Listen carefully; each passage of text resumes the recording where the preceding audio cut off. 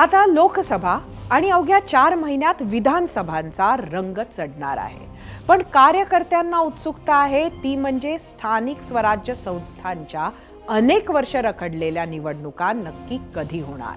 लोकसभा निवडणुकीचा निकाल कसा लागतोय यावर तो निर्णय अवलंबून असल्याचं बोललं जात आहे. यात सर्वांचं लक्ष असलेल्या मुंबई महापालिकेची निवडणूक सुद्धा असणार आहे. राज्यात आणि देशात कुणाचीही सत्ता असली तरी मुंबई महापालिकेत शिवसेना गेली 25 ते 30 वर्ष सत्तेत आहे. बृहन्मुंबई महानगरपालिकेत शिवसेनेनं 1997 साली 236 जागांच्या 103 जागा जिंकल्या होत्या.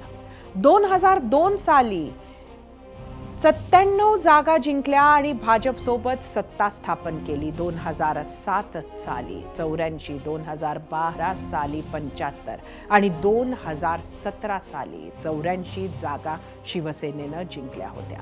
शिवसेनेला सर्वात मोठा धक्का 2017 साली बसला होता, कारण त्यांच्यापेक्षा फक्त 2 जागा कमी म्हणजे 82 जागा भाजपनं जिंकल्या होत्या.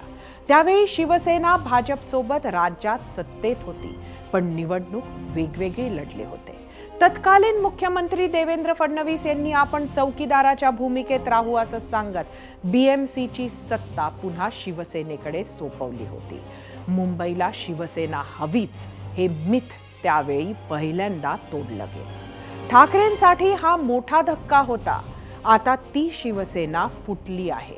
रस्त्यावर उतरणारा, लोकांमध्ये घुसून काम करणारा बहुतांश शिवसैनिक आता आमच्या बरोबर असा दावा दोन्ही बाजू करत आहेत. उद्धव ठाकरेंना सहानुभूती कार्ड खेळता येऊ नये याची पुरेपूर काळजी भाजप घेण्याचा प्रयत्न करतोय, पण त्याचाही निकाल 4 जूनला लागेल. जर लोकसभेत महायुतीला अपेक्षित यश मिळालं तर विधानसभेच्या आधी मुंबईसह इतर निवडणुका घेण्याचा विश्वास शिंदे, फडणवीस, पवार नक्की दाखवतील अशी शक्यता आहे.